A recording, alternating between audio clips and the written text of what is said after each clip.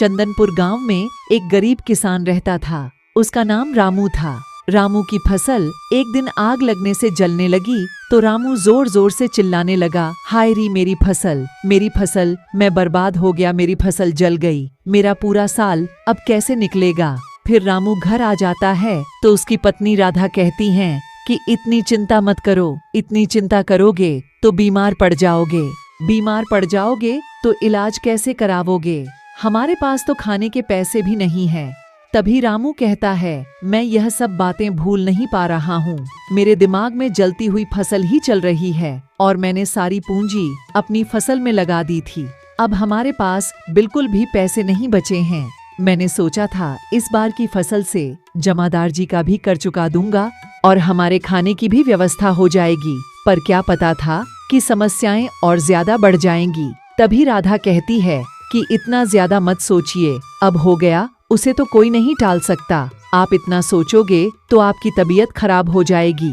तभी 2 गांव के आदमी आते हैं और कहते हैं कि रामू बहुत बुरा हुआ, तुम्हारे साथ तुम्हारी सारी फसल नष्ट हो गई, पर भला होने को कौन टाल सकता है, भगवान के आगे किसी की नहीं चलती। तभी रामू कहता है, क्या करें भाई, पता नहीं कैसे फसल में आग लग गई और सारी फसल नष्ट हो गई, अब तो पूरा साल कैसे निकालेंगे, भगवान भरोसे ही है सब, पता नहीं आग मेरे खेत में किसने लगा दी या अपने आप लग गई। रामू कहता है, पता नहीं माधव भाई, मैंने तो कभी किसी का बुरा नहीं चाहा। फिर रामू की पत्नी राधा कहती है कि कीड़े पड़ेंगे उस आदमी को जो हमारे खेत में आग लगाई है, बर्बाद हो जाएगा, वो ऐसी सजा मिले उसे आदमी को जिसे नरक में भी भगवान जगह नहीं दे।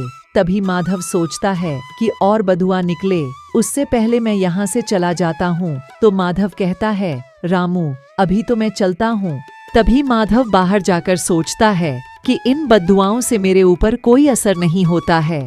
तभी रामू राधा से कहता है कि बहुत दिन हो गए खेत की ओर गए हुए, एक बार खेत को देख आता हूँ और कुछ पैसे भी ले आता हूँ जमादार जी के पास से, नहीं तो हमारे खाने की व्यवस्था कैसे होगी।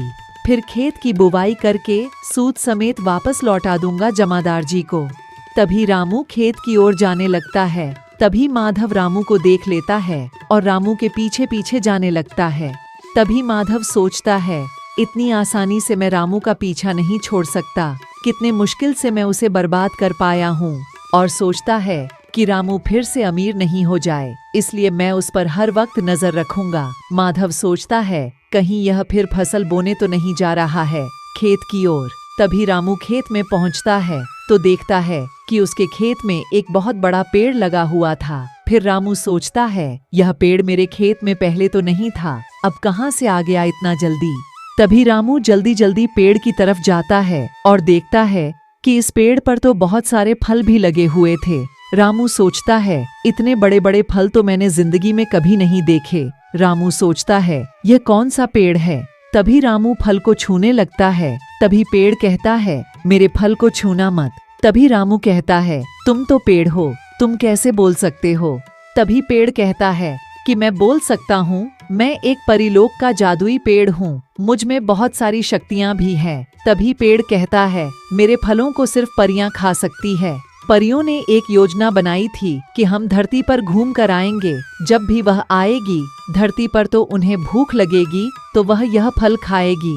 तभी रामू कहता है कि मेरी फसल पहले ही जल चुकी है, मैं दूसरी फसल बोने आया हूँ, तो तुम यहाँ रहोगे तो मैं फसल कैसे बोऊंगा। तभी जादुई पेड़ कहता है कि जब तक परिया धरती पर रहेगी मुझे तो यही रहना पड़ेगा, मैं कहीं नहीं जा सकता हूँ।